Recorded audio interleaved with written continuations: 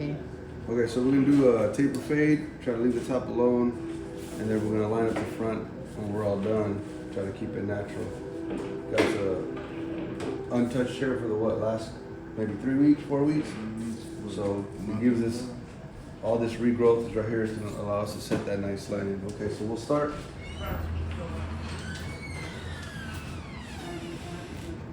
We don't have to majorly pick anything out, but since we're doing taper fade, we're gonna grab a 1.5, and then we come down gently just to kind of knock down a little bit over here.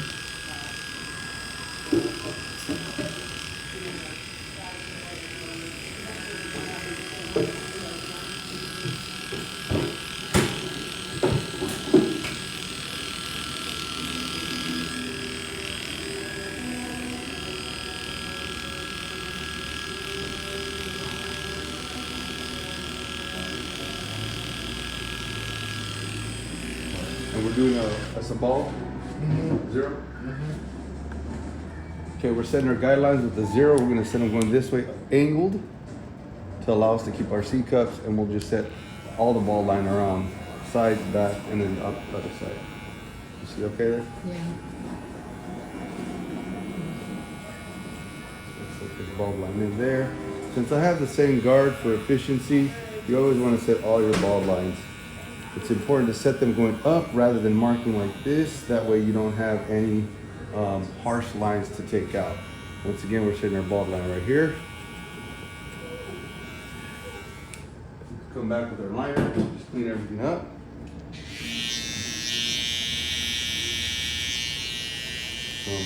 Continue to move around. This step isn't super important because with your blend you can kind of adjust any kind of fading that you want to the hair. All right, since we're gonna get into our fade, we're gonna go ahead and boost them up a little bit. I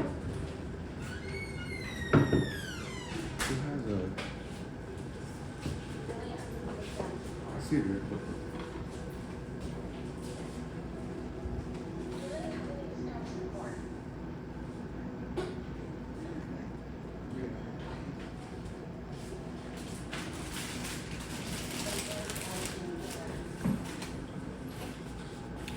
All right, the way we do it here is we're gonna start by tapering the width of one finger towards the bottom by flicking out. Notice my finger is towards the front of the blade. Sitting right there kind of serves as a brace. Once it's created that, we're gonna go ahead and close the blade, come up with that same C motion, pulling our machine out to erase the bottom line. As we come set the side, we're gonna do one finger, allowing us to, almost like a little rainbow. That way we're not taking too much off the front and we're also not digging too much towards the back. That gets closer to the ear. So it'll look a little something like this, using our corners.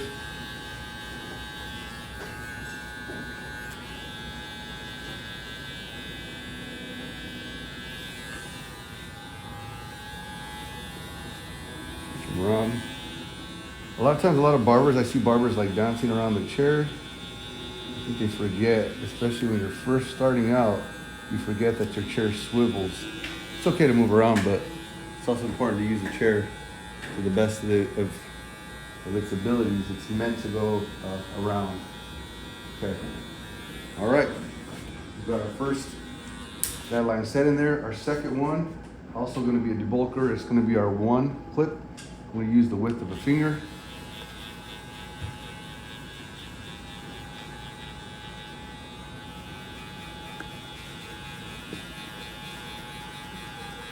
Notice I'm doing the same exact thing.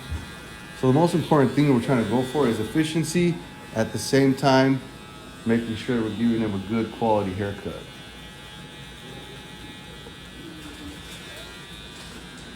Go ahead and kind of arch around the ears just to make sure we don't miss any little hairs. And we want to do this live, no edited. That way you can see exactly what we see as this haircut starts to transform or look more like what the client asked for, which is the taper fade. Right. This whole time I've been hoping a comb just so you guys are aware. The comb is important, but as I get closer to where I'm wanting to detail, I'm gonna wanna trade my comb in for my brush. On the top here, kind of knocking out all that there.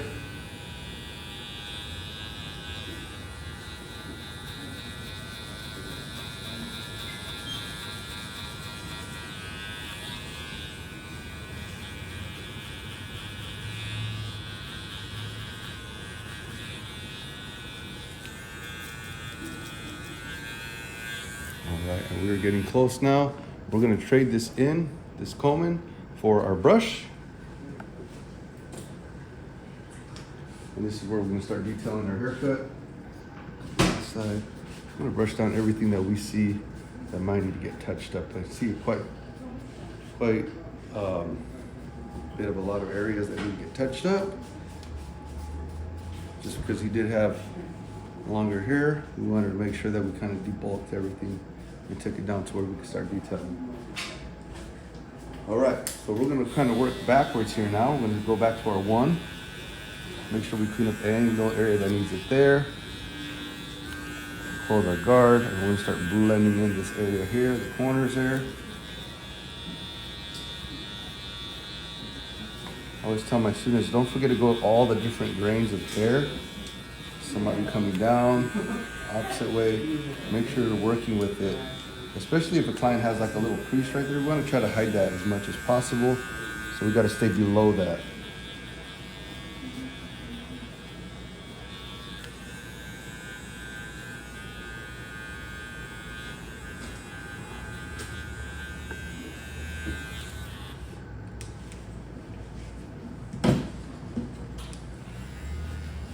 All right, now time to detail. Using our corners. Pick out anything that we see that needs to go, lightening it up.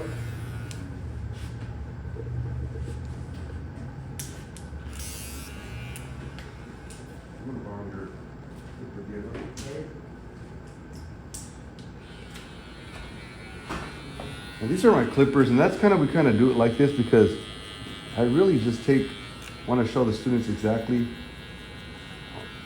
how to cut on the clippers that they have.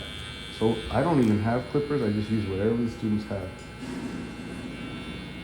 I know a lot of barbers that say, oh, I can't cut hair unless I have my head as well. If you are good enough with pulling the machine out, you probably can cut some hair with some Walmart clippers. But the point is to cut, you got quality clippers and then you have the ability to do it. So put those two together, the end result's pretty good. Okay, we're getting close to just tying this all in together. How much time are we at, Bub? 8. We're about 8 minutes. And right now, we're really not trying to speed through it. This would just be a normal pace. Like if I was talking to him, I could talk all day. I just got to remember that I got to keep cutting. So as you can see, we're working through this haircut, talking, explaining what we're doing. And it's not really taking a lot of extra time. Just make sure that your hands keep moving. That's exactly how it's going to be when you're with clients. You don't want to be the barber that stops and talks and is looking at his customer. It's important to keep communication, but you got to make sure you keep cutting as you communicate with your client. Right here, what we're doing is, I like to call it just with the grain, connecting the top to the sides, kind of like floating on the head. As you can see that with ethnic hair, we do not do clipper over comb here. We just use that technique that we just did right there. And what it is you come in soft, kind of like landing, and as you get to the sides or tighter, shorter portion of the hair, you push down a little more, and it actually just blends right in. As you can see, we kind of just blended or softened all that edge there.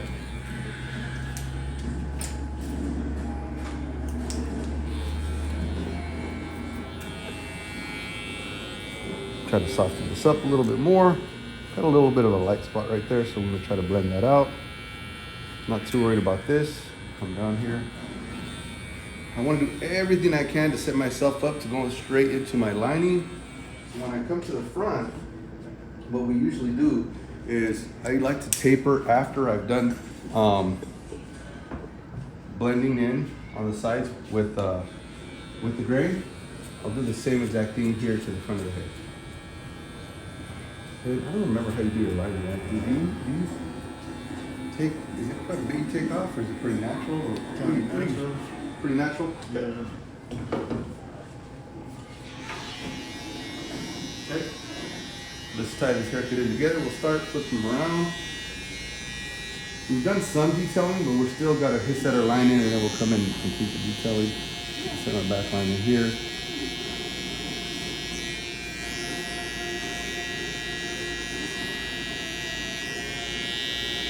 Make sure we do arching technique all the way through. Should wrap around. I don't do white walls, but I definitely make sure that I clean up around the ear. See, as I stretch down, I wouldn't even say it's a 1/4 inch around the ear. Definitely make sure you clean it, but don't do white walls. I've been to a couple of especially like younger barbers, where they'll just kind of really like dig in. It's just not a good look, especially when it starts growing out. For our C cup, we're gonna start with something about right there. As you can see, it kind of brings out the taper there just by tapping. It doesn't take very long. We're still gonna come back and adjust our taper, but it's starting to come together.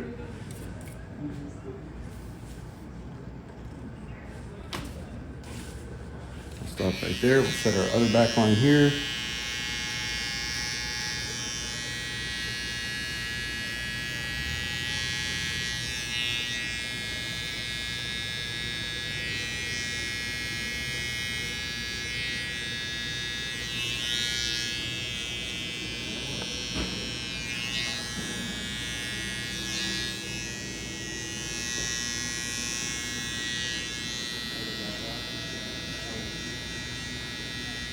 Our other C cup. You can see that taper starting to pop now. Definitely can come back and adjust a little bit of it, but it's pretty much there. It's a nice taper fade. I'm gonna go ahead and do straight on here.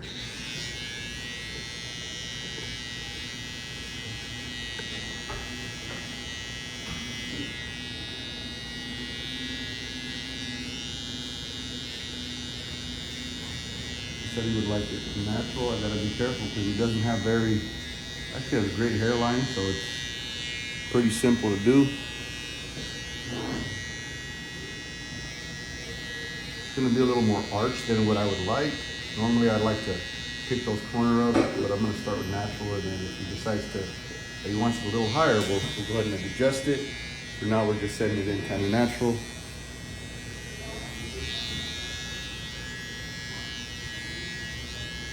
I like to mark my other corner using my eyebrows as a reference. Got to remember, never push your vertical bar past the outside of the eyebrow. What I do is I kind of just drag it down so I know where to stop, and then I'll come in offset. Right there. I know I'm going to come back and still detail this with a straight razor. It's not super important that I go in there and just like rub over and over on the area that I need to get clean. I just want to make sure that I'm cutting any like overlapping hairs. If I'm taking care of that, it's fine. Okay, let's look at the little areas that we need to check out. Definitely, if you look straight on, we've matched the sides, but there's a dip in the middle. So what I want to do is I'm going to actually lift this to match this corner now. If you can see it in the camera, can you see that? Yeah. Okay, camera, I got to lift this corner to make it match the other side. And that's how we kind of figure out the reference points on what it takes when you line someone up.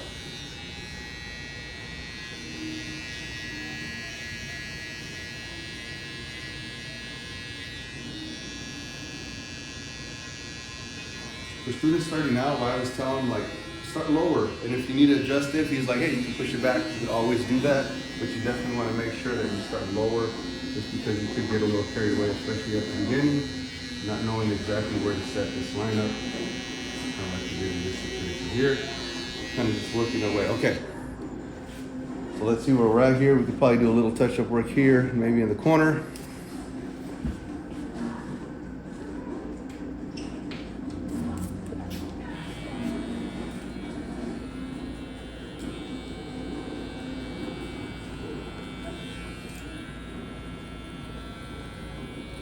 And I always say, your eyes will probably lie to you, but there's two things that won't. It's the mirror and the camera. The camera you're usually gonna tell you. So is there anything you see on the camera I'm using my mirror to make sure that there's no little details that I missed.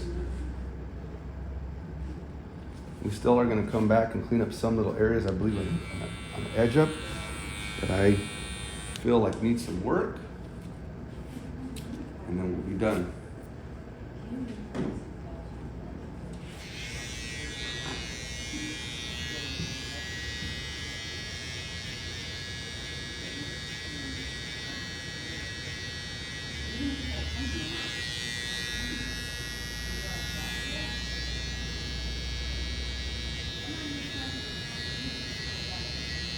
How much time will we have, bub? 15. Okay. Coming to a close. About 15-minute haircut. Perfect. That's where we want our students, our target for our students to be. 15, 20 minutes.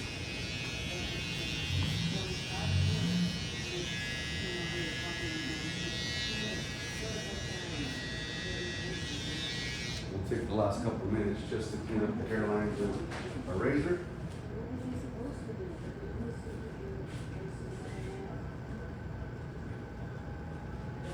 Do you want me to end it? Nope. We can do the razor work. We can do the final result after the razor.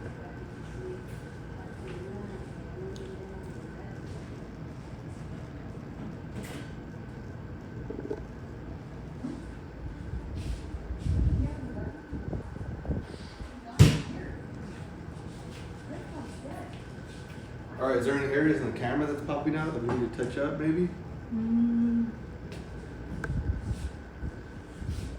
No, I think it was good. And the razor's just gonna, as you notice, I don't use our detailer as a finisher. It's more just like setting in our lines, and then the razor is actually gonna come back and set all those in. So warm towel, make sure that this is nice and softened up before we come with the blade.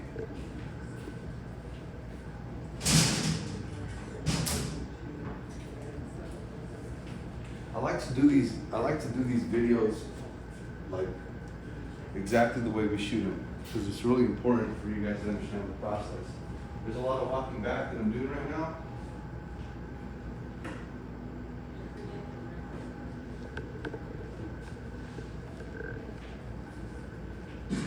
If I was set at my station, I probably could have saved another 3 or 4 minutes because I had everything there.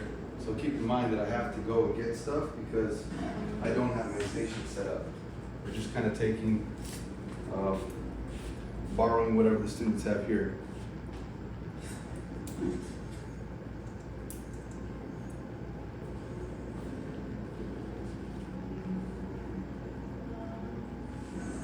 And something that'll help you as you get out there is setting up a process, right? The way you pick up the clippers, the way you set it down, all that type of stuff really, really helps with time and efficiency because you're not guessing at what clipper you're picking up next. So if you would zoom in here, I want to show you how we detail right here. So what I'm going to do is I'm going to stretch the skin up. And if you see those little hairs that are popping out, I'm actually going to use my blade to do the final detail on that. See how sharp that looks there? You come down, definitely touch up right there. Come in, soften that up with the razor as well. And then we're gonna hit up our corner right here so we make sure that looks nice and cleaned up. Okay, same thing with the top. I'm landing wherever I wanna take off, and anything extra that's popping out is gonna come off. You can kind of see how clean that is. If there's anything that's popping out this way, feel free to even come back the opposite way here and take that off as well. I'm not sure if you're able to capture that with the camera, but it's kind of a difficult angle.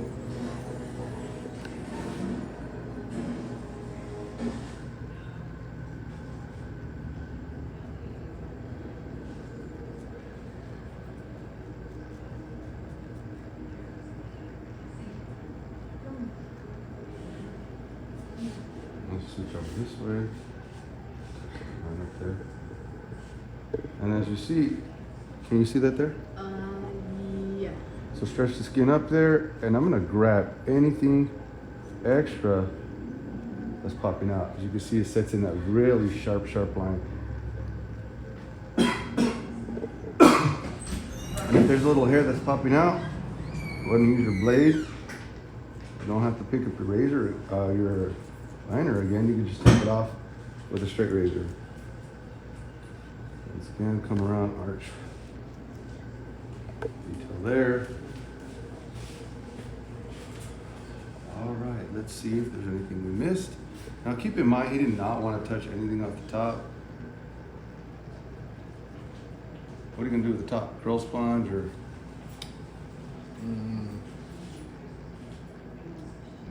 You had it all packed down. I think we got the curl sponge somewhere. Well, let's see what the curl sponge does. 'Cause I think you got a perfect length just to kind of show how we can kind of change the whole look just a little bit of time.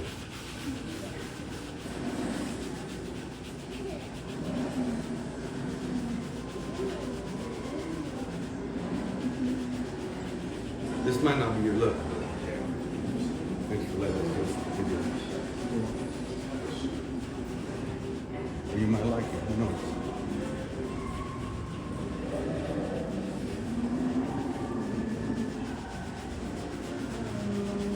So we're just gonna repeat. First we start off, I kind of start off real aggressive, but as you can see, that texture starting to pop out. Sometimes what we have to do, can you see a little bit of that on the camera? Yeah, so